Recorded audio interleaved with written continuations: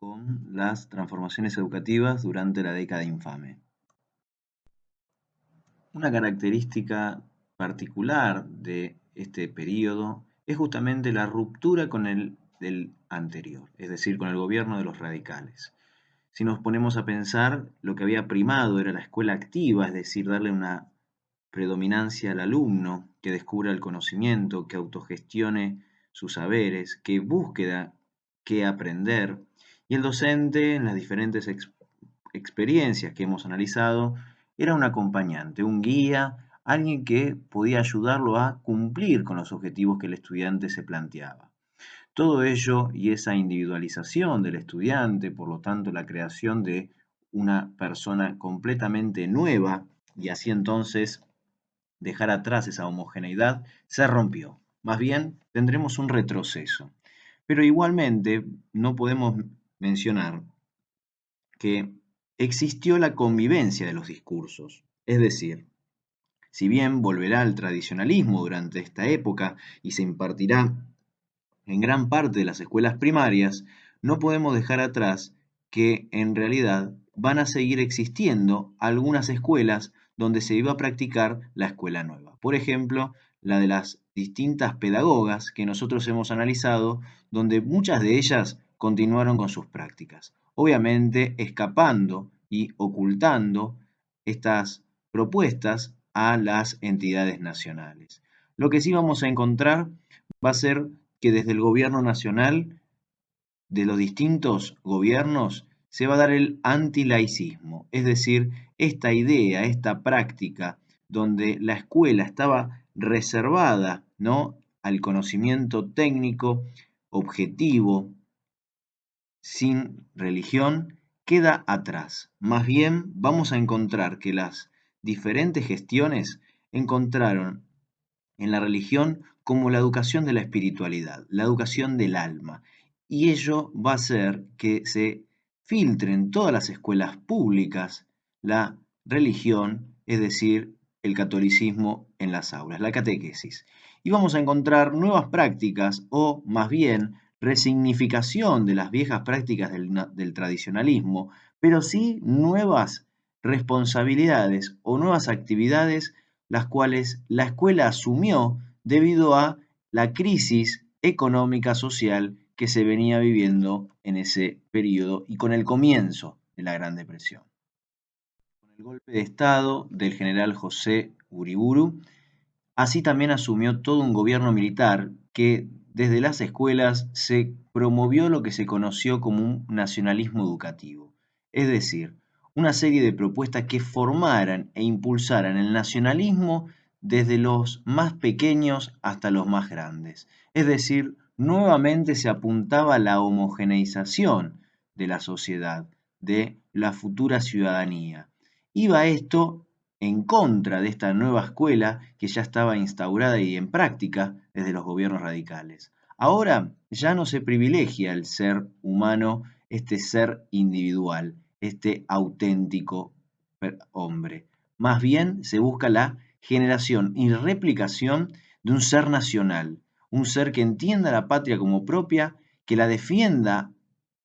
en armas, si se quiere entender la frase como un sentimiento patriótico, es decir, se vuelve a una vieja práctica de formar un ciudadano, pero más bien no un ciudadano de democracia, de participación, sino más bien un ciudadano entendido dentro de una nación. ¿La nación cuál? La nación argentina.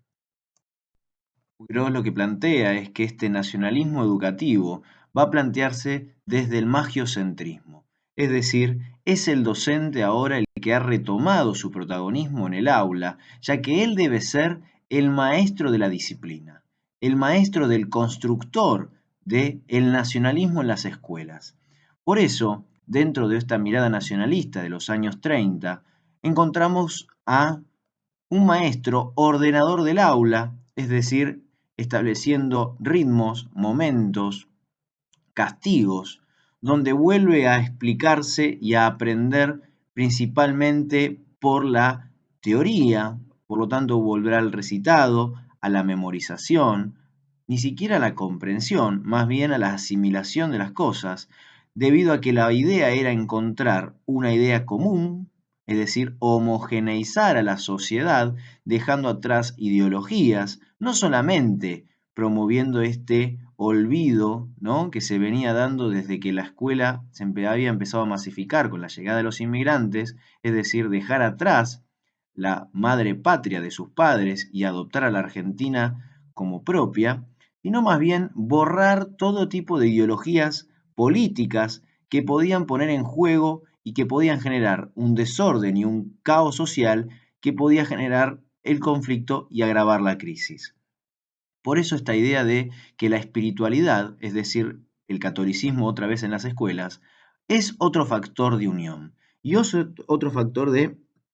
control, de generar una identidad, una serie de valores para que sean plausibles, controlarlos, es decir, maleables frente a este nuevo gobierno conservador que principalmente inició como militar, pero que luego los siguientes gobiernos, entre comillas democráticos por el fraude electoral,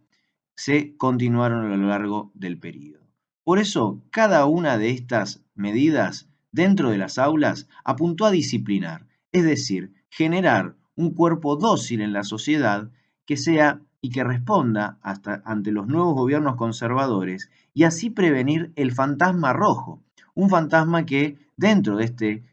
gran momento crítico de la economía internacional como argentino, era mucho más fácil que se colara y que generara en la sociedad distintos levantamientos que pudieran en jaque no solamente el gobierno de turno, sino todo el sistema. Ahora, si nos centramos en la mirada de los docentes, tomando la voz de ellos, que era la revista La Obra, podemos encontrar que hubo un gran cambio, o más bien una aceptación por la nueva mirada del gobierno. Es entonces que tomamos dos fuentes de 1931, donde la primera dice: ¿se puede hablar de escuela pensando únicamente en el educando sin recordar, aunque sea de paso, al educador? Es decir, se está notando una gran crítica al modelo anterior escolanovista de los gobiernos radicales, donde lentamente esta mirada estaba siendo apagada por la reinsertación del tradicionalismo. Miremos la otra, donde dice: el niño requiere el héroe, el niño necesita lo heroico.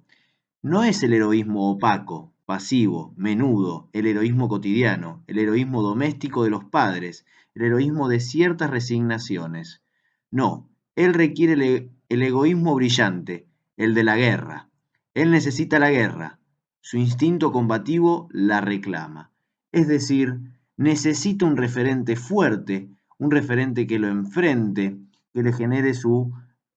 ámbito de lucha, es decir, que le dé al maestro un rol protagónico tal que le despierte este sentimiento, ¿no?, de defender lo propio, de enfrentarse por lo que uno busca, es decir, convertirse en ese héroe palpable, y ese héroe está representado en el maestro. Y que por supuesto, todos los héroes de nuestra historia serán valorizados desde sus luchas, desde sus enfrentamientos, defendiendo la patria. Es decir, con estas fuentes vemos cómo los maestros, varios de ellos, van a adherir a este nuevo nacionalismo pedagógico. Uno de los principales referentes de la espiritualización de la escuela fue Terán, el presidente del Consejo Nacional de Educación, donde desde el conservadurismo lo que se planteó fue el control social, pero no solamente el control de los estudiantes, es decir, de esas futuras generaciones que luego serán la sociedad adulta, sino también de incluso de los docentes. Es decir, una nueva rigurosidad, ahora ya no desde la escuela escolanovista, sino más bien del tradicionalismo, donde se van a determinar cuáles eran los materiales de estudio a utilizar, es decir, desde el mismo ministerio se establecían qué leer y qué no, donde se va a hacer una purga de contenidos, contenidos donde se apelara a la autogestión, a la libertad, pero no la libertad entendida como libertad soberana de la nación, sino más bien la libertad individual, ¿no?, la crítica, etcétera. Por otro lado, el control ideológico, es decir, una fuerte selección de los contenidos, de la bibliografía, pero como también de los maestros, ¿bien? Que podían tener no solamente ideas relacionadas con el colonialismo, que podía ser obviamente contraproducente con esta nueva mirada, es decir, críticos, sino más bien podía ser de ideologías políticas que sean contra al gobierno, es decir, desde radicales, socialistas, anarquistas o incluso comunistas. Con respecto al estudiante, se va a intentar, como dijimos, espiritualizar, es decir, que los sentimientos sean los que son llenados por el contenido, ¿no? Y es decir, utilizar esas ideas, utilizar esos hechos históricos, si vamos pensando en la historia, para que genere una emoción sobre lo vivido, no solamente lo recordable, sino ser parte de, es decir, sujetar a esos estudiantes, por ejemplo, a la patria, pero no desde el recordar del 25 de mayo de 1810 fue el primer gobierno patrio, como sí podía ser en épocas anteriores, sino más bien comprender y hacer sentirlo en la carne, ¿no? ¿Qué significaba generar un gobierno propio frente al imperialismo español, ¿no? Si lo pensamos desde una mirada bien nacionalista de la época. Por otro lado, como dijimos, la llegada a las escuelas de la educación católica. Esto va a ponerse en práctica principalmente en algunas provincias, por ejemplo en 1937 durante la gobernación de Fresco, pero que sería validada a nivel nacional en el 1943 durante el gobierno de Ramírez, donde la idea de utilizar a la religión cristiana en las escuelas en forma obligatoria en las escuelas públicas era generar una moral infantil, obviamente que supiera y que generara una disciplina interna de jerarquías. Dios, sacerdote, pueblo, nación, maestro, estudiantes. Es así como entonces las prácticas educativas nuevamente volvieron a cambiar, donde se buscó la normalización, es decir, la homogeneización entre todos los estudiantes, formando sujetos argentinos, sin importar sus orígenes, sus dificultades, sus intenciones, sus necesidades, nada, solamente había que formar una nación fuerte, independiente y soberana frente al extranjero, frente al peligro rojo que lo único que hacía era separar por lucha de clases y no por naciones. Por lo tanto, vuelve la repetización, la memorización, como también la regulación de los cuerpos, como así de los contenidos. La idea era generar dóciles, personas abiertas al control social, y por lo tanto, todo ello le era funcional para conseguir el objetivo. Ahora bien, si pensamos en el rol del Estado, encontramos que frente a la crisis económica podemos encontrar que existieron diferentes medidas a lo largo de los gobiernos en esta época donde se puso en marcha el Estado interventor, es decir, un Estado que tuvo un rol activo en la principalmente economía de nuestro país. Y la escuela va a tener justamente un rol de ese motivo, pero no interviniendo en la economía, sino en la protección de esa niñez. Pero protección en base a qué? En pensar en la homogeneización, en el control social, es decir, el, lo que puede entenderse como la generación de una identidad nacional en ese niño que no se rebele ni contra el gobierno ni contra el país el cual ahora lo adoptó como propio. Así entonces como desde la Comisión Nacional de Ayuda Escolar se promovió el cuidado del niño, la atención al niño, es decir, que sea corrido de cualquier problemática la cual pudiera excluirlo del sistema educativo y entonces así acercarlo a la crisis económica que podía llevar o no, o principalmente sí desde la mirada de estos nacionalistas, al peligro rojo. Es decir, desde el Consejo Nacional de Educación, el Ministerio de Justicia e Instrucción Pública, el Patronato Nacional de Menores y el Departamento Nacional de Higiene apuntaron desde diferentes formas a que la escuela pudiera contener a esta crisis social que por supuesto siempre se veía principalmente en los grupos más bajos, las clases medias, que eran las principales que asistían a las escuelas públicas, donde la escuela va a tener nuevas tareas o nuevos servicios o nuevas actividades, desde la atención médica y odontológica de estos niños para que se mantuvieran fuertes y con salud para asistir a las escuelas y prevenir así enfermedades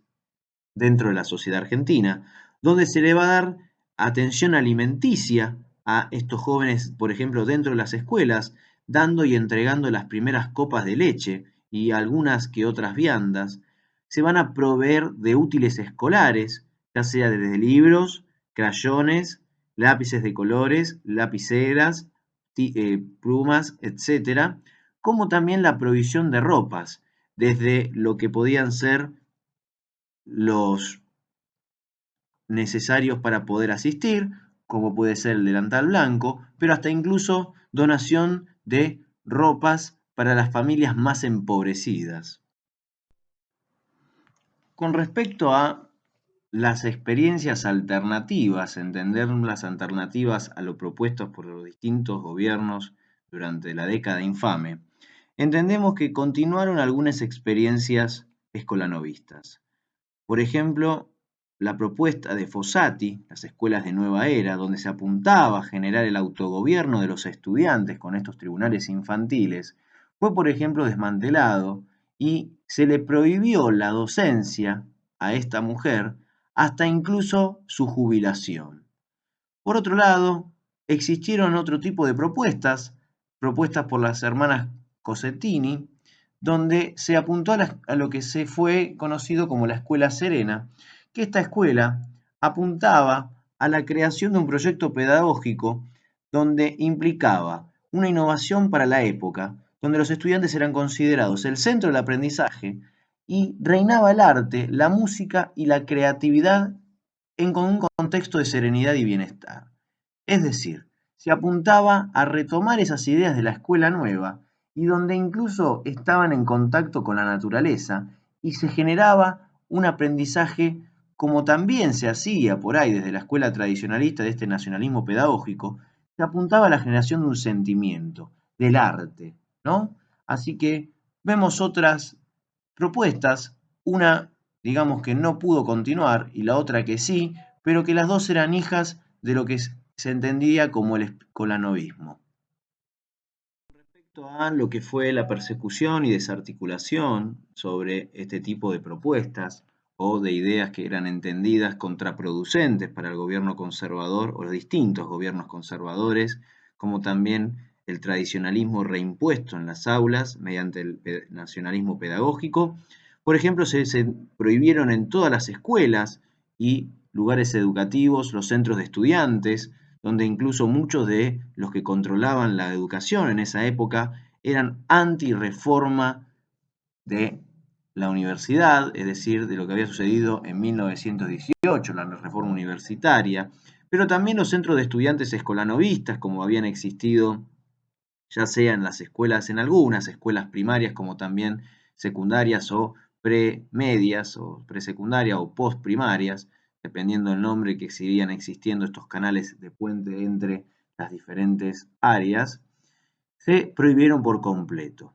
Por otra parte, lo que se dio, como habíamos comentado antes, fue una persecución ideológica a estos maestros que fueron justamente desde escolanovistas, socialistas, anarquistas y comunistas. Es decir, ideas que ponían en jaque no solamente lo que podía ser el sistema educativo actual, sino más bien que ponían en discusión lo que era la democracia, como podía ser los comunistas, pero como muy democráticos no eran y tampoco los anarquistas, sí ponían en juego el sistema capitalista que podía ser algo que podía ser generado producto de este conflicto rojo, es decir, este famoso fantasma que había nacido desde la revolución bolchevique y que con la crisis del año 30 generaba condiciones para poder permearse, es decir, infiltrarse en la sociedad argentina. Así fue emblemática, por ejemplo, la expulsión, como mencionamos antes, de Florencia Fossati del magisterio, es decir, no podía ejercer más su facultad como maestra y, como dijimos, se le negó la jubilación. Por último, otro de los ejes de análisis trabajados por Tedesco y también por Puigros es, por ejemplo, la preocupación que existía entre la relación entre la educación y el trabajo. Hasta el momento, desde que empezó la materia este cuatrimestre, fuimos analizando distintos periodos, distintos proyectos, hasta incluso puestas en marcha, y lo que notamos es que existía una disociación entre un sistema educativo teórico contra un mundo del trabajo apuntado por la industrialización de sustitución de importaciones, que es justamente este periodo donde empieza a tener fuerza este proyecto, este modelo económico, y donde otra vez encontramos donde lo teórico se da bien en las escuelas primarias y el trabajo es justamente un lugar donde no requiere ello. Es decir, la formación de un ser nacional no iba de la mano para tener y encontrar unas herramientas o manejar unas máquinas para producir productos que venían del exterior. Por eso vamos ahora a seguir con esto leyendo una fuente. Juan José Gómez Araujo, ingeniero, presentó una memoria en el Honorable Congreso de la Nación en 1942, donde podemos extraer un fragmento que nos dice: muy pocos egresados de las escuelas industriales trabajan en realidad en la industria particular. La inmensa mayoría de ellos se desempeñan en cargos técnicos en reparticiones del Estado. YPF ocupa más de 500 técnicos egresados de las escuelas industriales. No todos estos técnicos desempeñan cargos en oficinas, pues muchos de ellos están en las destilerías y en las propias explotaciones. En obras sanitarias de la Nación hay cerca de un centenar de técnicos egresados de las escuelas industriales y alrededor de 300 en la Dirección Nacional de Vialidad. Varios de centenares más de egresados desempeñan cargos, a veces de responsabilidad, en la Dirección de Navegación y Puertos, en la Dirección de Elevadores de Granos y en las direcciones de vialidad de las provincias y en el Ministerio de Agricultura.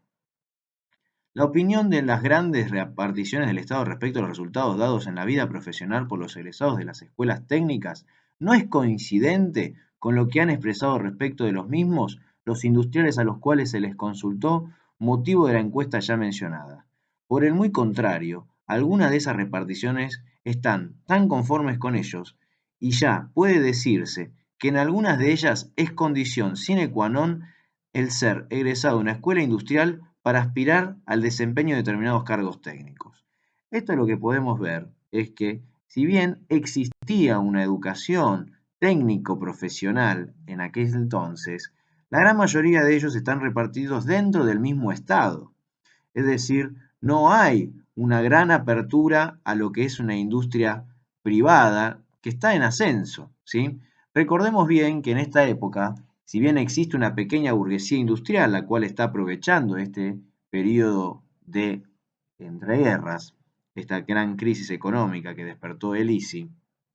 lo que podemos entender es que no hubo un gran impulso desde la educación, es decir, desde los diferentes gobiernos, para transformar a la educación argentina. Más bien, encontramos un retroceso, pero no un retroceso porque antes sí se educaba para el trabajo, pero nuevamente se volvió a la enseñanza teórica, en general, cuando el escolanovismo había apuntado a la creación del conocimiento por medio de la práctica, del hacer. Pero sí lo que nos da cuentas es que la educación técnica, la educación industrial, comercial, es decir, una escuela para el trabajo, existía. Existía y que venía continuándose de los gobiernos anteriores. Y que lo que podemos encontrar es esto que acabamos de leer recién, que en lo que era el Estado, la gran mayoría, o casi todos, eran egresados de este tipo de escuelas. Y eran muy bien valorados, es decir, sus conocimientos prácticos eran muy buenos. Ahora bien, no existía una generalización donde sí se apuntaba a educar para que se generaran técnicos. No, eso no queda bien en esta etapa, más bien serán las próximas. Pero sí lo que podemos ver y entender es que ya existe en las calles técnicos que han pasado por escuelas públicas y que se desempeñan principalmente en el Estado, pero también se insertarán lentamente en este tipo de empresas privadas que surgirán Por lo tanto, por eso fue un factor decisivo o mínimamente acertado, necesario, este tipo de educación para el desarrollo del ISI. Por eso, cuando veamos las próximas clases, la unidad siguiente o la próxima etapa que va a ser el peronismo, lo que podemos encontrar es que hay todo un sistema que ya está funcionando y que Perón, por supuesto que lo va a querer masificar. Pero no es que se van a fundar escuelas del tipo industrial cuando antes ya no la existían, sino que, como nosotros vimos a lo largo de los temas anteriores, si bien había una incipiente inversión en este tipo de educación, ya se empezaban a notar, por ejemplo, en la década infame, en el año 1942, estos resultados. Ahora bien, la maquinaria obsoleta que existía en nuestro país o que llegaba, producto del intento, ¿no?, de sustituir estas importaciones con producción nacional, como así entonces la poca complejidad tecnológica que tenía, requirió este modelo de industrialización por sustitución de importaciones una mano de obra, pero no calificada, es decir, no tecnificada, no tan necesarios los conocimientos que no se pudieran solamente aprender en el momento del trabajar, es decir, que no requirieran una educación técnica previa para generar este tipo de productos. Esto fue lo que a los gobernantes no les provocó ningún tipo de estímulo educativo, más bien todo lo contrario, lo que estuvimos analizando. Recordemos también que el Estado interventor intervenía en la economía, pero no la planificaba. No había un modelo de un Estado regulador e interventor desde la planificación de un modelo económico. Más bien era un modelo de emergencia donde el Estado debía intervenir para más o menos contener la situación económica. Es así que, por ello, no hubo un estímulo educativo para un desarrollo y una profundización en el conocimiento técnico práctico apuntado a lo laboral. Cosa que Tedesco lo que rescata es que ese tipo de educación en realidad era muy funcional al nacionalismo. ¿Por qué? Porque es una educación técnica, jerarquizada, donde promueve el trabajo y no el ocio, donde se genera la cabeza en ideas para poder trabajar y no organizarse, pero más bien hubo una predominancia, como vimos antes, de generar un nacionalismo pedagógico en estos niños y jóvenes, ¿no? Bien, para la lectura de este trabajo, yo se les sugiero que lean a Tedesco, Puigros y Carli, que son por ahora los autores que estamos trabajando a lo largo de las unidades anteriores, que son prácticamente lo que necesitan para comprender bien el tema. Espero que hayan entendido y que cualquier cosa en la próxima clase podemos resolver las dudas que necesiten. Bueno, espero que estén muy bien, nos vemos.